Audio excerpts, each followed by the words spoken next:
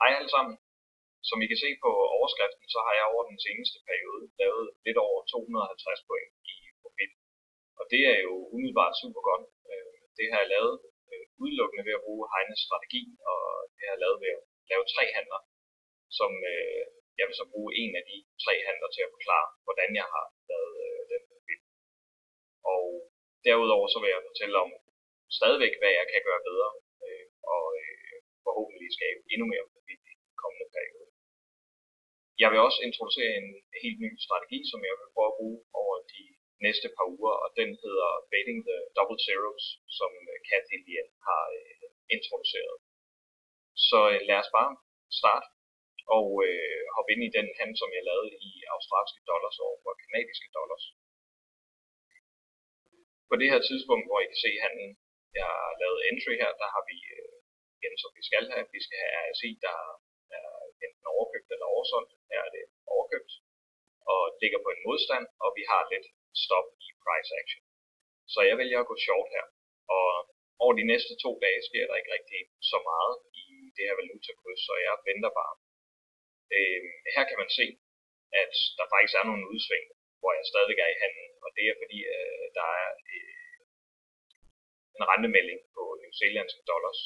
Jeg valgte ikke at gøre noget på det tidspunkt, og det skal jeg være opmærksom på fremadrettet.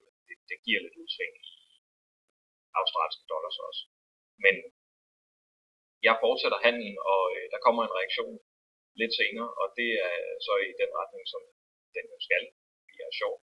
Og her omkring, så det er jo typisk der, hvor jeg vil tage profitten, fordi jeg tænker, at nu er det ved at være fint, og har ikke lyst til, at den skal gå imod mig. Men jeg prøver lidt at arbejde med min tålmodighed, og derfor så beholder jeg den, selvom den går lidt tilbage igen. Og den fortsætter så videre nedad. Og det er jo rigtig fint. På det her tidspunkt er jeg jo nede på, jeg prøver at have cirka 150 point, og det er jo ret godt. Så går den imod mig, og her omkring tænker jeg, at det nu, træerne vokser jo ikke ind i hende, tænker jeg. Og jeg vælger så at lukke handlen her. Og den fortsætter så nedad her, og hvis vi går over på selve platformen, så kan vi se, at den faktisk fortsætter ret meget nedad. Og den kommer helt herned, hvor jeg faktisk kunne have lavet over 200 point på den ene handel. Nu jeg så op og rammer modstanden her, og så hele vejen ned igen, hvor hvis vi kigger, så er den faktisk nede, hvor jeg kan lave en omvendt handel, det vil sige gå langt i henhold til Heines strategi. Og det viser jo, at jeg har meget mere arbejde med tålmodighed at gøre, og det vil jeg selvfølgelig prøve igen at arbejde endnu mere med. Jeg kommer lidt af nogle få skridt ad gangen, og jeg fortsætter med at prøve det her, men det kunne jo have været super fedt at have lavet handlen hele vejen ned til, at man kunne lukke den handel, som man har shortet, og så lave en lang handel, og så gå op til den næste modstand og lukke det. Så jeg arbejder videre med det. Hvis vi går videre til strategien Fading the Double Zeros, så går den ud på, at man kigger efter de punkter i prisen, hvor den kommer ned omkring dobbelt nuller, og i det her tilfælde kan I se 0,8500. Så er det her omkring, at prisen typisk vil bounce ifølge den her strategi. Og det er vigtigt altid at kigge på 15 minutters chartet, og her har vi et eksempel i euro mod britiske pund. Selvfølgelig skal man altid kigge efter andre tekniske indikatorer, som trendkanaler selvfølgelig, og støtte modstandspunkter.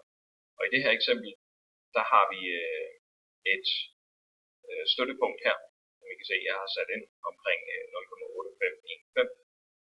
Og det passer meget godt til den her strategi, fordi den går ud på, at man 15 point over dobbelt nullet, som jo netop er på den her støttelinje, der laver man en handel med tanke på, at den skal vende rundt.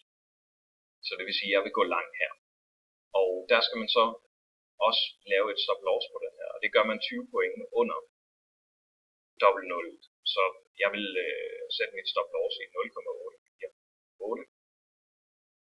Og selvfølgelig håbe på, at den skal opad igen. Det der jo bliver interessant for mig, det er, at jeg ikke har handlet med stop loss i et godt stykke tid. Og det har jeg faktisk været fint tilfreds med, fordi jeg har formået at komme ud af alle mine handler over de sidste 2 måneder med profit, fordi jeg har suppleret, når den kommer op omkring modstand, og så endte med faktisk at lave profit på alle mine handler. Så det bliver nyt for mig at bruge stop loss igen, kan man sige. Det, der er vigtigt, når man laver den her handel, det er, at man altid skal lave 2 handler. Det vil sige, jeg kommer til at lave 2 gange 1 mikrolot handler på den her strategi. Og tanken er så, at når man har lavet risken på den her, det er jo 35 point. Når man så har lavet 35 point, så skal man lukke den ene handel, og så skal man flytte stop loss op på den anden handel, så det ligger i break even. Og så sætter man et trailing stop ned til det her break even, så forhåbentlig den fortsætter op. Og ja, tanken er selvfølgelig, at den så bare skal løbe så lang tid som overhovedet muligt, og så skulle man få en god profit på det, ellers så får man lukket 35 point ind. Så det vil jeg prøve mig med over de næste par uger, og forhåbentlig får jeg god succes med det, men det vil jeg naturligvis fortælle om. Og jamen, ellers er der ikke andet at sige.